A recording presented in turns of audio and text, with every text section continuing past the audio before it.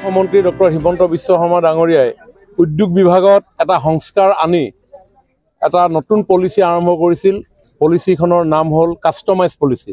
সেই customise policy আধাৰত অসমত 778 কোটি টকা বিনিয়োগেৰে মাল্টিনেশ্যনেল কোম্পানী পেপচিকোৱে নলবাৰীৰ বানেকুচিত এটা উদ্যোগ স্থাপন কৰিছিল, য'ত বিশেষভাৱে আলুৰ পৰা খাদ্য দ্ৰব্য তেওঁলোকে উৎপাদন কৰিব আৰু প্ৰায় 80,000 মেট্ৰিক টন আলু প্ৰত্যেক বছৰে তেওঁলোকক লাগিব। অসমৰ বিভিন্ন খেতিয়কসকলৰ পৰা সেই কেঁচামাল তেওঁলোকে সংগ্ৰহ কৰিব আৰু সেই তাত প্ৰয়োজন হোৱা আলু আমাৰ টিংখাং সমষ্টিটো আমাৰ খেতিয়কসকলক উৎসাহিত কৰিবৰ কাৰণে যোৱা 2 বছৰ আমি প্ৰয়াস কৰি আহিছোঁ।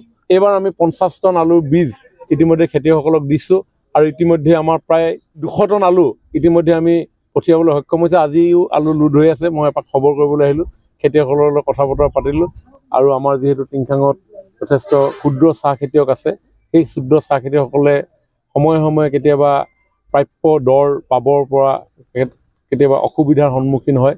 তাতে গুণগত পাত উৎপাদন আৰু প্ৰস্তুত কৰি আমি খেতিয়কসকলক উচিত মূল্য আমি দিব পাৰোঁ, তেনেধৰণৰ এটা চিন্তাৰে আমি দিহিংচাং বহুমুখী প্ৰকল্পই এটা চাহ উদ্যোগো আমি নিৰ্মাণ কৰিবৰ কাৰণে সিদ্ধান্ত গ্ৰহণ কৰিছোঁ।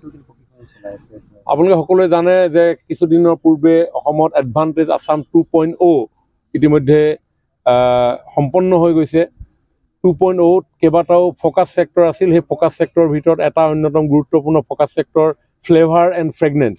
অন্যহাতে আমাৰ চৰকাৰে ফ্লৰিকালচাৰ মিছন আৰম্ভ কৰিছে, যাতে অসমত চাহিদা পূৰণ কৰিব পৰাকৈ আমাৰ খেতিয়কসকলে, আমাৰ বিভিন্ন উদ্যোগীসকলে ফুলৰ খেতিৰ জৰিয়তে কৰ্মসংস্থাপনৰ লগতে অৰ্থনৈতিক বুনিয়াদ গঢ়ি তুলিব পাৰে। তাৰ কাৰণে ফ্লৰিকালচাৰ মিছন আৰম্ভ কৰিছে আৰু সেই ফ্লৰিকালচাৰ মিছনৰ আধাৰতে আমিও দিহিংচাং বহুমুখী প্ৰকল্পই আমাৰ গ্ৰাম্য সমাজত বসবাস কৰা বিভিন্ন উদ্যোগী মহিলা যুৱতীক লৈ আমি এই ফুলৰ খেতি কৰিবৰ কাৰণেও প্ৰশিক্ষণ প্ৰদান কৰিছোঁ।